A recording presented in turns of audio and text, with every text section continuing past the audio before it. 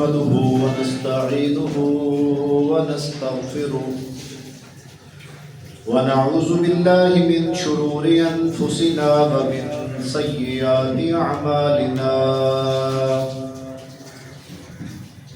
من يهده الله فلا مضل له ومن يضلل فلا هادي له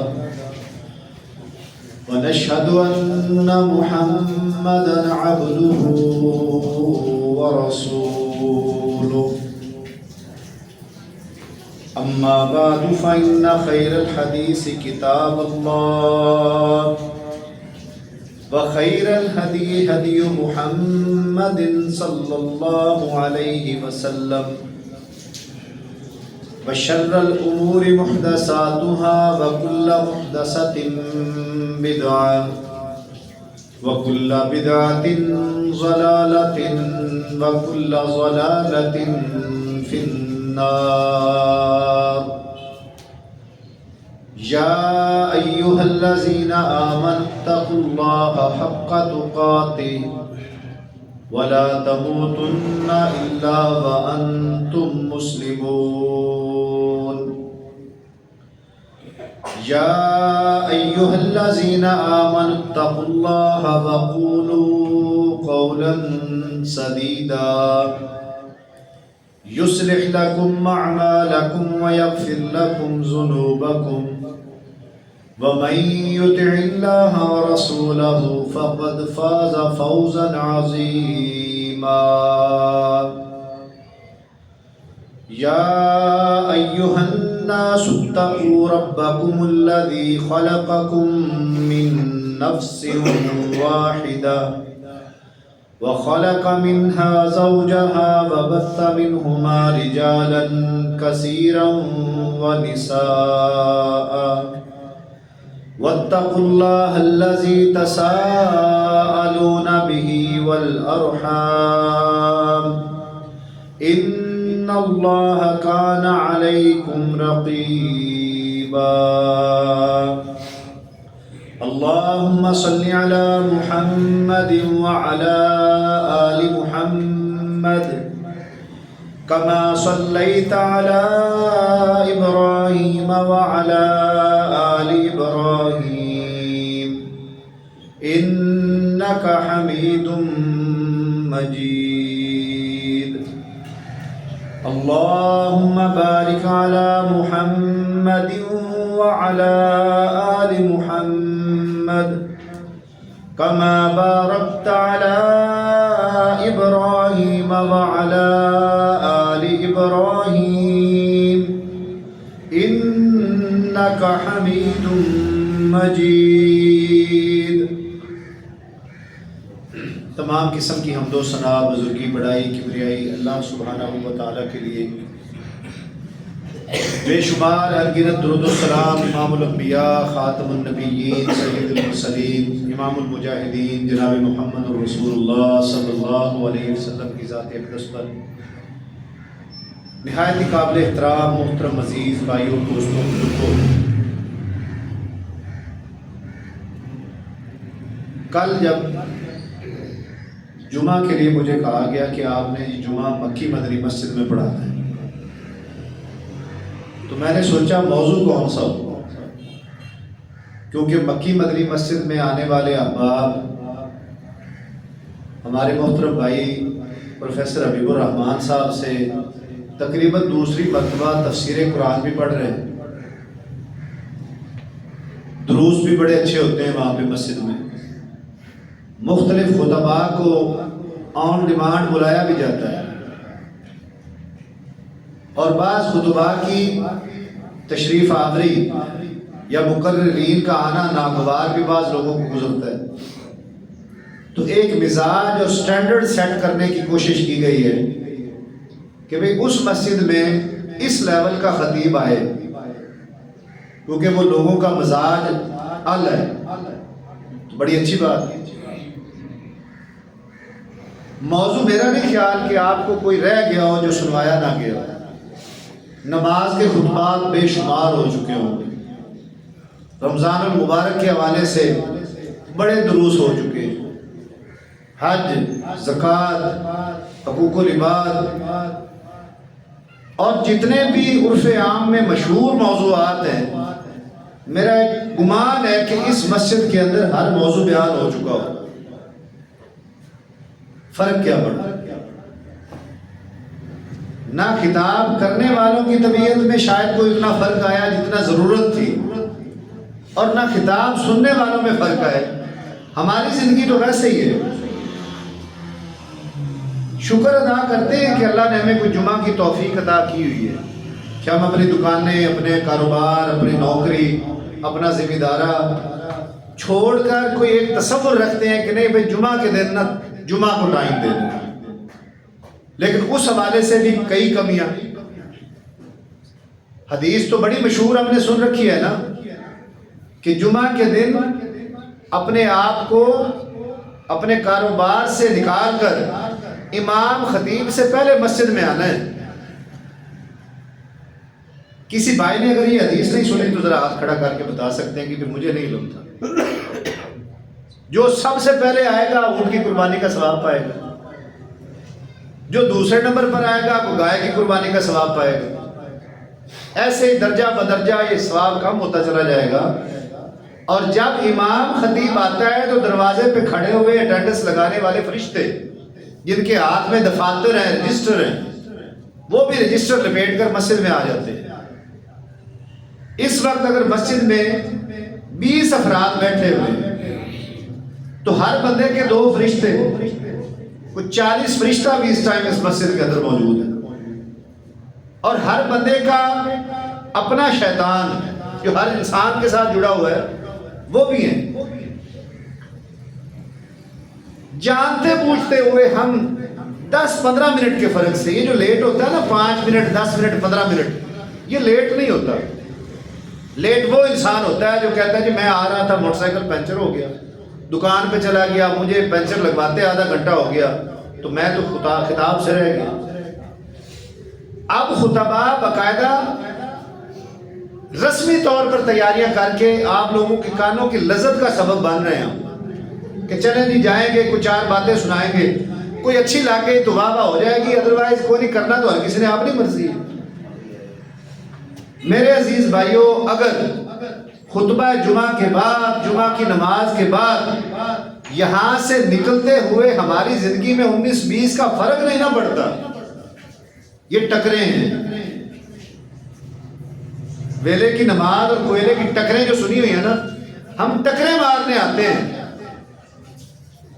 ہم اپنے آپ کو اس گمان میں رکھتے ہوئے کہ نہیں یار میں مومن ہوں، میں بڑی خاص جماعت سے تعلق رکھنے والا بندہ ہوں، میں تو جمعہ نہیں چھوڑ سکتا. جمعہ نہیں چھوڑ سکتے، ایمانداری چھوڑ سکتے، نماز بھی چھوڑ سکتے ہیں، سچ بولنا بھی چھوڑ سکتے ہیں، اور ادب بھی چھوڑ سکتے ہیں، بدتمیز بھی ہو سکتے ہیں ہم بڑوں کے معاملے میں، ناپ تول میں کمی بھی چھوڑ سکتے ہیں کہ کرنی ہے. جمعہ نہیں چھوڑ سکتے. کیوں؟ دکھتا ہے نا. ہم دکھاوے والے کام بڑے شوق سے عزیز بھائیوں کرتے ہیں. یہ بڑا خطرناک معاملہ، یاد رکھیے گا. سلگائی جانی جو جہنم کی آگ ہے نا، سلگائی جانی جہنم ایک لیول پہ کھڑی ہوئی ہے. اب اللہ تعالیٰ اس کو دوبارہ ایک ہیٹ دیں گے، دوبارہ سلگایا جانا ہے، اس کے شعلے بلند کرنے ہیں. تو کس چیز سے کرنے ہیں؟ کون سی لکڑی ڈالی جائے گی، کیا چیز اس میں ڈالی جائے گی؟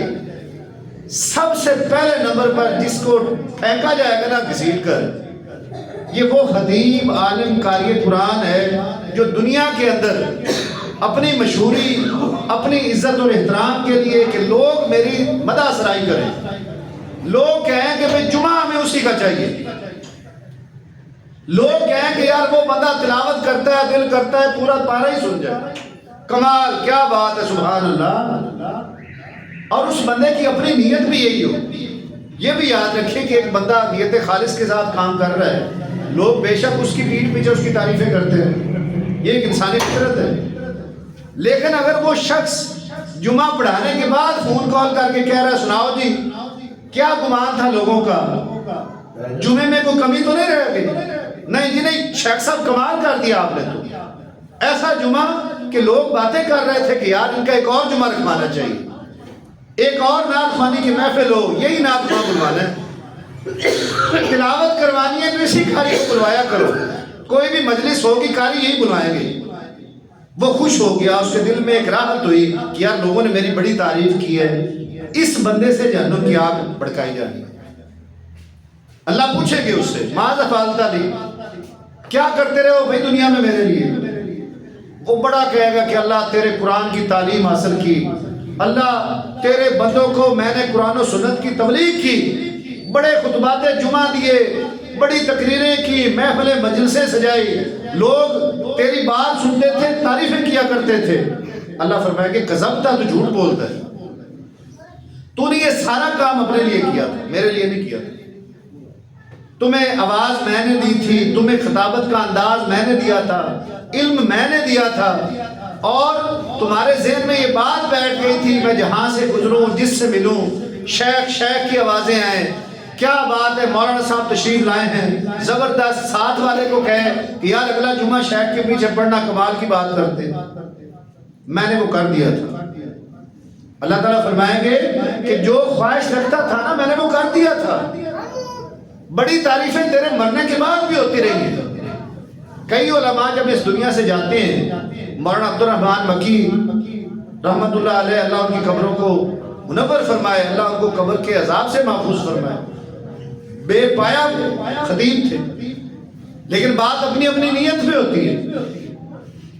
نیت اگر تھی شہرت تو رسول اللہ صلی اللہ علیہ وسلم نے فرمایا اے میرے صحابہ انی اخوف ما اخاف علیکم بالشرک الاصغر، اے میرے صحابہ میں تمہارے بارے میں چھوٹے شرک کے بارے میں بڑا خائف ہوں، مجھے ایک ڈر اور خوف ہے کہ تم لوگ شرک اصغر میں مبتلا ہو جاؤ گے۔ ہم کہتے ہیں نا ہم مشرک نہیں ہیں، ہم اپنے عقیدے پر مان کرتے ہیں کہ الحمدللہ ہم موحد لوگ ہیں، ہم شرک نہیں کرتے۔ شرک سے مراد ہم نے صرف قبروں پر سجدہ کرنا سمجھ لیا کہ جی قبر پر سجدہ کرنے والا مشرک ہے، غیر اللہ سے مانگنے والا مشرک ہے۔ یہ تو اس کی قسمیں ہیں ہی ہیں۔ جو بندہ دکھاوے کے لیے کوئی بھی نیکی کا کام کرتا ہے، کوئی بھی نیکی کا کام، اس نے صدقہ خیرات کر دیا، کسی غریب مسکین کو کپڑے لے کر دے دیے، کسی کو جوتے لے کر دے دیا، کسی کو تعلیم لے دلوا دی، کوئی رمضان پیک، دیکھیں کتنا بڑا ٹرینڈ چلا ہوا ہے، بڑا اچھا کام ہے غریبوں کی مدد کرنا، لیکن اس کے اندر اتنا یہ کمرشلائز ہوتا جا رہا ہے کہ لوگ باقاعدہ رمضان پیک کے نام سے تیار کرواتے ہیں، اس میں گندم، گھی، چینی، دالیں، کھجوریں، سارا سامان رمضان کا ہوتا ہے، اور لوگوں کو اکٹھا کیا جاتا ہے، اور باقاعدہ اہتمام کے ساتھ تصویریں ہوتی ہیں، فوٹو سیشن ہوتے ہیں کہ آج فلان چودھری صاحب نے، میاں صاحب نے، خان صاحب نے آج جی راشن تقسیم کیا، گیا پیسہ بھی گیا، نیکی بھی گئی، شہرت مل جائے گی، کیونکہ اللہ تعالیٰ نہ کسی کے کیے ہوئے کو ضائع نہیں کرتا۔ یہ تو اصول ہے اللہ کا کہ جو کریں گے نا اس کا بدلہ کسی نہ کسی شکل میں ملنا ضرور ہے۔ اب دیکھیں یہ جو غیر مسلم لوگ ہیں، یہودی، عیسائی، ہندو، سکھ، ان میں بہت سارے لوگ بڑے کچھ سلیم الفطرت ٹائپ بھی ہیں، بڑے بھلے اچھے لوگ بھی ہیں معاشرتی لحاظ سے۔ مدر ٹریسا تھی انڈیا کے اندر، جیسے ہمارے پاس عبدالستار عیدی نے کام کیے ہوئے تھے رحمت اللہ علیہ، اسی طرز پر مدر ٹریسا نے انڈیا میں کام کیے ہوئے تھے، کرسچن تھی۔ اب اللہ تعالیٰ نے دنیا کے اندر اس کی شہرت بھی قائم کی، ابھی بھی ان کا نام لیا جاتا ہے، ان کے نام پر پی ایچ ڈیز ہوتی ہیں، پتہ نہیں کتنا عرصہ تک اس عورت کا نام چلتا رہے گا، لیکن آخرت میں کوئی حصہ نہیں۔ اس کی کئی وجوہات ہیں نہ حصہ ہونے کی۔ ایسے ہی کوئی کلمہ کو لا الہ الا اللہ پڑھنے والا، اپنے آپ کو اہل الحدیث کہنے والا، اپنے آپ کو اہل سنت والجماعت کہنے والا، نیکی کا کام کرے، ایسا نہیں ہو سکتا کہ اس کو بدلہ نہ ملے۔ اب بدلہ دو ٹائپ کا ہوگا، ایک تو بدلہ دنیا میں بھی ملے گا اور آخرت میں بھی ملے گا۔ نیکی ایک ایسی بہترین چیز اللہ نے ہمارے لیے بنائی ہے کہ دنیا میں بھی فائدہ دیتی ہے، آخرت میں بھی دے گی، لیکن اگر اس کے اندر ہم نے گھسیٹ دی نا ریاکاری، دکھاوا، دوستوں کو دکھانا، رشتہ داروں کو دکھانا، محلے والوں کو دکھانا، تو پھر اس کا بدلہ دنیا میں بھی ملے گا لیکن آخرت میں نہیں ملے گا۔ اللہ اس کو ہو سکتا ہے اس کا رزق بڑھا دے کیونکہ اس نے اللہ کی راہ میں خرچ کیا ہے، پیسہ دیا ہے۔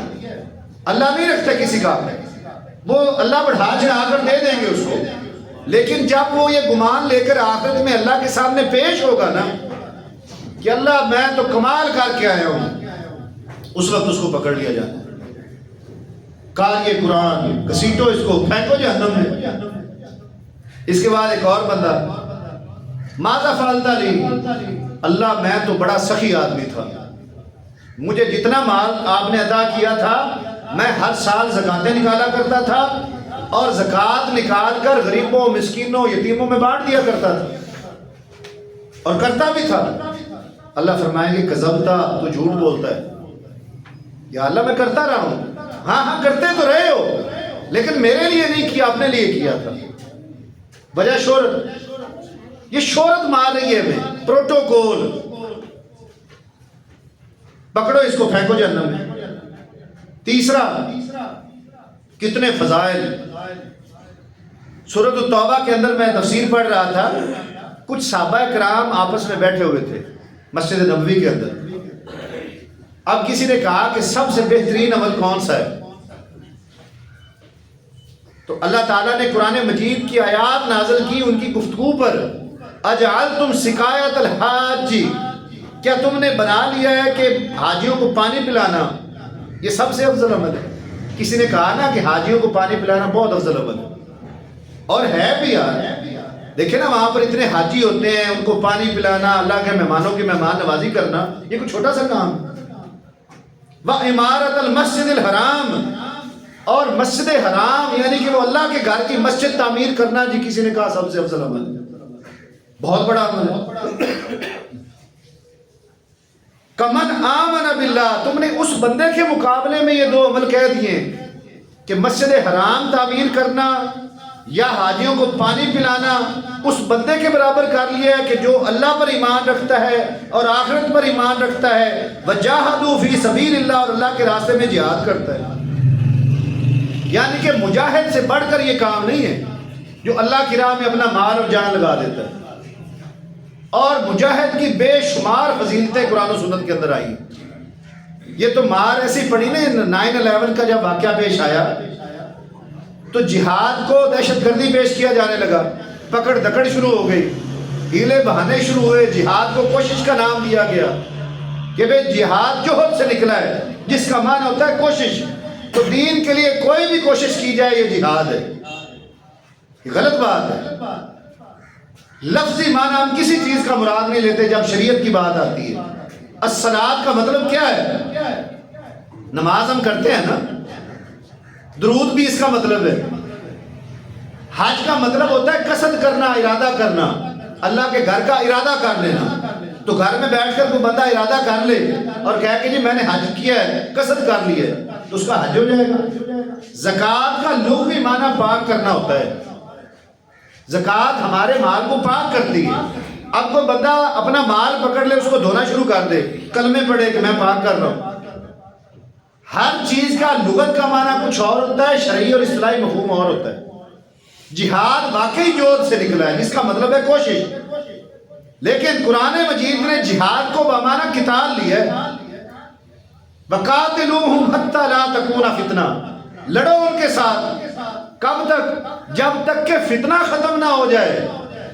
یہ دنیا میں سارے فتنے ان غیر مسلموں نے پھیلائے ہوئے ہیں، لیکن غور تو کرو میرے عزیز بھائیوں، ساری دنیا کے اندر جوتے مسلمانوں کو ہی پڑھ رہے ہیں۔ کیوں پڑھ رہے ہیں؟ ہم کس چیز میں کمزور ہیں؟ یہ بات کی تھی اللہ کے نبی نے صحابہ کے درمیان کہ ایک وقت آئے گا کہ کافر قوتیں مسلمانوں پر خون خوار بھیڑیوں کی طرح چڑھ دوڑ رہی ہیں۔ مسلمان حیران ہوئے تھے، وہ صحابہ انہوں نے سوال کیا کہ یا رسول اللہ کہ کیا مسئلہ ہو جائے گا، تعداد میں کم ہوگی؟ فرمایا نہیں، تعداد آج سے بہت زیادہ ہو جائے گی۔ 55 اسلامی ممالک، وعلیکم السلام، 55 اسلامی ملک ہیں اس وقت اور کوئی 2.25 ارب کے قریب مسلمانوں کی آبادی ہو چکی ہے۔ کسی صحابی نے کہا یا رسول اللہ کیا مال و متاع میں کوئی کمی ہو جائے گی؟ نہیں، مال اتنا ہوگا کہ ان سے سنبھالا نہیں جائے گا۔ تیل کے کنویں سارے اللہ نے اسلامی ممالک کو عطا کر دیے۔ آپ کے سعودی عرب کے تیل پر امریکہ اپنے جنگی ساز و سامان کو چلاتا ہے۔ 100 سال کے معاہدے ہو چکے ہیں۔ ریگستان سارے کے سارے ٹھیکے پہ چلے گئے ہوئے ہیں۔ ایران کے اندر تیل کے کنویں، کویت کے اندر تیل کے کنویں، ساری عرب ریاستیں مالا مال ہیں ان ذخائر سے۔ پاکستان کو اللہ نے بے شمار ذخائر سے نواز دیا۔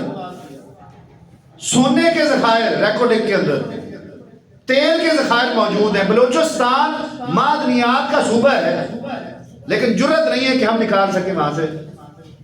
مال بڑا ہوگا۔ باتیں کرتے کرتے، سوال کرتے کرتے، یا رسول اللہ کیا مسئلہ ہو جائے گا؟ کیوں مار پڑے گی؟ کیوں ہمیں دبوچا جائے گا؟ آپ صلی اللہ علیہ وسلم نے فرمایا حب الدنیا و کراہیت الموت، اس وقت کے لوگ دنیا سے بڑی محبت کرنے لگ جائیں گے اور موت سے نفرت کرنے لگ جائیں گے۔ آج اگر میری عمر 45 سال ہو گئی ہے، کسی کی 70 سال ہو گئی ہے، وہ مرنا نہیں چاہتا۔ موت تو دل ہی نہیں کرتا کہ ہم مر جائیں۔ ہر روز کی نئی خواہشات ہیں۔ اور میرے عزیز بھائیوں، یہ چھوٹے بچوں کے علاوہ جتنے بھی نوجوان بیٹھے ہوئے ہیں یا نوجوانی سے آگے نکل چکے ہیں، زندگی کو نظر تو ہم توڑا ہے۔ کل کی بات رکھتی ساری، یار کل کی بات ہے، یہ ہوا تھا، کل کی بات ہے، یہ سارا ایک خواب لگ رہا ہے۔ 40-50 سال خواب ہے کل، اور جس نے ختم ہی نہیں ہونا ہے زندگی کی، اس کے لیے تیاری نہیں کرتے میں اور آپ۔ بڑی نارمل سی زندگی بسر کر رہے ہیں۔ اللہ تعالیٰ اپنے پیارے پیغمبر کو فرما دیتے نا کہ جاؤ میرے نبی 5 وقت کی نماز پڑھتے رہیں، رمضان کے روزے رکھ لیجئے گا، اور 12 ربیع الاول کو میلاد شریف منا لیجئے گا، اور 10 محرم کو امام حسین کی نیاز کر کے اور کنڈے چلا کر حضرت امام جعفر صادق کے، یہ 5-7 کام کر لینا بس کافی ہے۔ نبیوں کا مقصد ہی نہیں ہے۔ میرے پیارے پیغمبر علیہ الصلوۃ والسلام کی زندگی کے 2 دور، مکی اور مدنی، یا جنگ ہے یا تبلیغ ہے، بس تیسری چیز کوئی نہیں ہے۔ اور میں اور آپ کہاں پہ کھڑے ہوئے؟ ہم روزانہ کتنی تبلیغیں کر رہے ہیں ایک دوسرے کو، اپنے گھر کے افراد کو کتنا سمجھا رہے ہیں، کتنے برے کاموں سے روکتے ہیں اپنے دوستوں کو۔ ہم تو اپنا دوست ہی اسے سمجھتے ہیں جو خوشامدی ہو، جو تعریف کرنے والا ہو نا، کہتے ہیں یہ دوست ہے، اور کوئی کسی کو سیدھی بات کر دے نا اس کے بھلے کی، وہ اس سے منہ بنا لیتا ہے کہ یار اس بندے نے مجھے ایسے کہہ دیا۔ بھائی تمہارے اندر یہ عیب ہے، اکیلے کو سمجھایا جائے، نبوی طریقہ ہے کہ اللہ کے بندے یہ چیزیں ٹھیک نہیں ہیں، ہم بھائی ہیں، مسلمان ہیں، ہم دوست ہیں، اس کو اس کا شکریہ ادا کرنا چاہیے کہ یہ میرا خیر خواہ ہے۔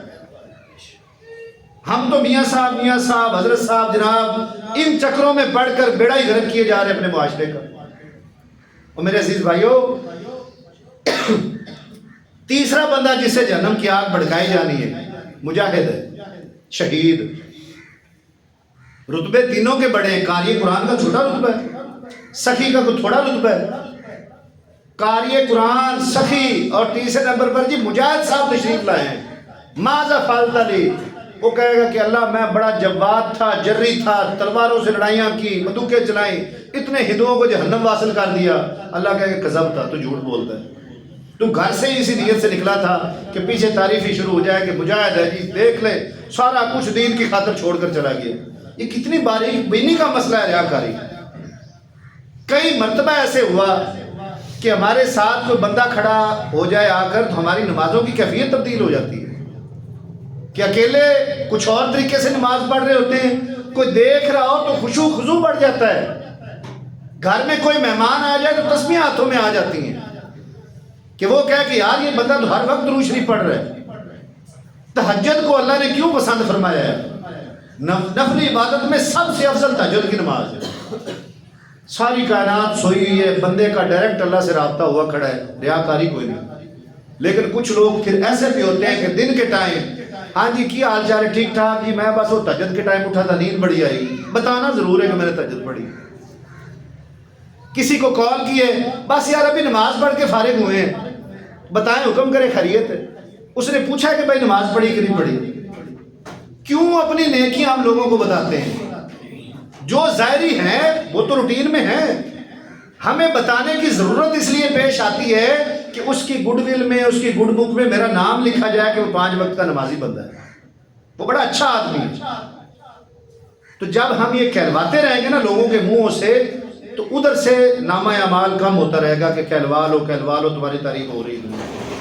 میرے عزیز بھائیوں، آج کی نصیحت میرے اور آپ کے لیے صرف یہی ہے کہ جو کریں اللہ کی رضا کے لیے کریں، جو بھی کرنا ہے کام۔ کسی کو 5-10 روپے بھی دیے ہیں، کسی کو کوئی خدمت کی ہے، کسی کو کوئی تعلیم دلوائی ہے، کسی کو کوئی کپڑے لے کر دیے ہیں، کوئی نمازیں پڑھی ہیں، کوئی روزہ رکھا ہے، کوئی حج کی ہے، کوئی زکاتیں کی ہیں۔ حج کر کے حج جب تک ساتھ نہ لگائیں، حاجی صاحب نہ لگوائیں، اس وقت تک ہمارا حج پورا نہیں ہوتا۔ یہ ضروری ہے ساتھ حجی لگوانا۔ معذرت کے ساتھ ہمارا یہ برے صغیر کا ٹرینڈ ہے، اس وقت وہاں پر جب حج کرنے جاتے ہیں نا، عمرہ کرنے، تو وہ عربی ہمیں کہہ رہے ہوتے ہیں یا حاجی یسرے یسرے، جلدی کرو حاجی صاحب جلدی کرو، کیونکہ وہ ہم عمل کرنے آئے ہیں۔ مسجد میں بیٹھے ہوئے ہیں تو میں کہہ سکتا ہوں کہ نمازیوں جلدی اپنی نمازیں مکمل کر لیں۔ جب کوئی عمل ہو رہا ہوتا ہے تو اس عمل کی مناسبت سے کہا جا سکتا ہے۔ کسی بندے نے اپنے ساتھ نمازی تو نہیں لگایا ہوا، زکاتی تو نہیں لگایا ہوا، حاجی لگانا ہے تاکہ مجھے سرٹیفکیٹ ملے کہ بندہ بہت اچھا ہے۔ دکانوں کے باہر حاجی صاحب الحاج کہ یار بہت بڑا حاجی ہے، اس نے 1 نہیں 5-7 حج کیے ہو، بھائی اللہ کے لیے کام کر رہے ہیں۔ اب تو اتنا ستم ظریفی ہو گئی کہ خانہ کعبہ کے پاس کھڑے ہو کر سیلفی لے کر ہم سوشل میڈیا پہ دے رہے ہیں۔ کس کو دکھانا ہے بھائی؟ اللہ کے لیے جو آئے ہیں کام کرنے کے لیے، وہ کسے دکھا رہے ہیں ہم کہ دیکھو جی اس وقت میں حجر اسود کے ساتھ چمٹا کھڑا ہوں، اس وقت میں اب زمزم پی رہا ہوں، یہ صفا مروہ کے دوران دوڑ رہا ہوں۔ ریاکاریاں ہو رہی ہیں، لوگ کمنٹ کرتے ہیں شاباش کیا بات ہے یار، بڑا ماشاءاللہ، یہ تو ہر سال عمرے پہ جاتا ہے، یہ تو مہینے میں عمرے پہ جاتا ہے، کمال کا بندہ ہے، پیسہ صحیح یہ لگا رہا ہے۔ بس جیسے ہی لوگوں کی طرف سے جملے شروع ہوئے، آپ کی پبلسٹی کے بعد ادھر سے بیڑا گرک ہو جائے۔ اللہ تعالیٰ مجھے آپ کو خالص اپنی رضا کے لیے عبادات کرنے کی توفیق عطا فرمائے، اور اللہ تعالیٰ مجھے اور آپ کو نبی کریم علیہ الصلوۃ والسلام کے نقش قدم پر چلنے کی توفیق عطا فرمائے۔ وآخر دعوانا الحمدللہ۔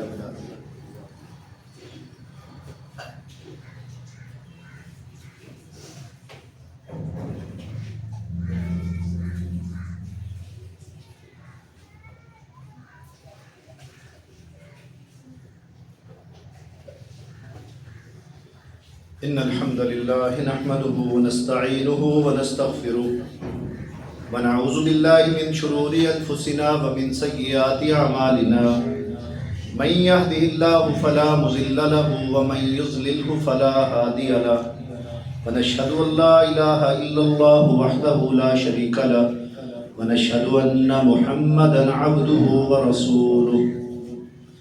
عزیز بھائیو، ریاکاری کا الٹ بھی ایک بڑا خطرناک ہوتا ہے کہ لوگ ریاکاری کے ڈر کی وجہ سے پھر نیکی کرنا ہی چھوڑ دیتے ہیں کہ یار کہیں ریاکاری نہ ہو جائے۔ یہ بھی شیطان بڑی پاورفل چیز ہے، اس کو ہم اتنا ایزی نہ لیں کہ جی شیطان ہی ہے نا، یہ ہمارے جسم میں گھومتا ہے۔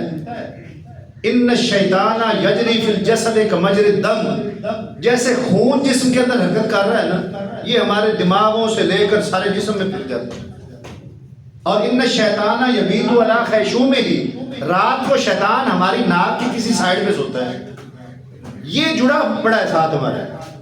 اب اس نے اللہ کو چیلنج کر رکھا ہے۔ بھائیو اس بات پر ہم غور کریں کہ ہمارے رب العالمین، ہمارے خالق اور ہمارے مالک کو چیلنج کیا گیا کہ میں تیرے بندوں کو تیرے رستے سے ہٹاؤں گا، ان کو چوریوں پہ بھی لگاؤں گا، جھوٹ بولنے پہ بھی لگاؤں گا، لڑائی جھگڑے پر بھی لگاؤں گا، نکاح طلاقوں پر بھی لگاؤں گا، ناجائز کسی کے اوپر الزام تراشی پر بھی لگاؤں گا، ایک دوسرے کے اوپر بہتان بھی لگیں گے، غیبتیں بھی کریں گے، میں ہر معاملے میں ان کے راستے پہ کھڑا ہو جاؤں گا۔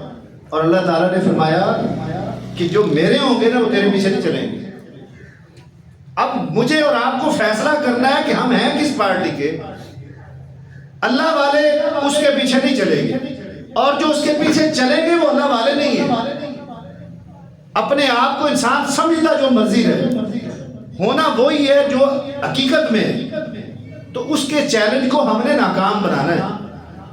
جہاں سمجھ آیا کہ یار بندہ کسی تیسرے بندے کی غیبت کر رہا ہے، پہلے یہ مشہور ہوتی تھی عورتوں میں کہ جی خواتین جب دو بیٹھی ہوتی ہیں وہ کسی تیسری عورت کی بات کر رہی ہوتی ہیں. اب یہ بات مردوں میں بھی بہت عام ہو گئی کہ دو بندے بیٹھے ہوں گے کسی تیسرے کی غیبت کر رہے ہوں گے. اس کو روکیں. اور اگر کوئی تعریف کسی کے منہ پر کر رہا ہو تو حدیث مبارکہ میں آتا ہے کہ اس کے منہ میں مٹی ڈالو کہ تم تو میرے اعمال کی بیڑا گرک کر رہے ہو. روکو اس کو. اور آپ کے سامنے کوئی برائی ہو رہی ہے تو اس کو ہاتھ سے روکیں. مر رہا منکم منکرا فلیغیرہ بیدہ، ہاتھ سے روک دینا برائی. اور یہ دائرہ کار ہر بندے کے اختیار میں کوئی نہ کوئی ہے. اپنے گھر کی برائیوں کو ہم اپنے ہاتھوں سے روک سکتے ہیں. گھر کے سربراہ اور بادشاہ تو ہم ہوتے ہی ہیں نا. فَإِن لَمْ يَسْتَطِعْ فَبِلِسَانِهِ، اگر گھر والی تکڑی ہے نہیں بات مان رہی تو منہ سے تو منت کر سکتے ہیں کہ اللہ کی بندی یہ کام نہیں کرنے ہیں، یہ اللہ اور اس کے رسول کے منافی کام ہے. اور اگر یہ بھی طاقت نہیں رکھتے تو دل میں تو اس گناہ کو ہم برا جان لیں، ہم تو اس برائی کا ذریعہ بن رہے ہوتے ہیں. دیوس کہا گیا ایسے شخص کو جو اپنے اہل و عیال کے ساتھ بے حیائی کے کاموں میں ملوث ہوتا ہے. یہ آج کل شادیاں بیاہوں میں دیکھ لیں، میری آپ کی ہماری بہنیں بیٹیاں ننگے بازوں کے ساتھ کھلے بالوں کے ساتھ روڈ پر جو ٹوکریاں مہندی کے لے کر پھر رہی ہوتی ہیں. ایک مرد بھی غیرت مند نہیں ہے جو ان کو بچیوں کو روک سکے گھر کی چار دیواری کے اندر کام کر. نہیں جی مانتے ہی کو نہیں. کئی میں نے سمجھدار اور صاحب ثروت لوگوں کو دیکھا، طاقتور معاشرے کے لوگوں کو دیکھا، وہ یار کہتے تو مانتی نہیں ہے. کیسے نہیں مانتی ہے بھائی؟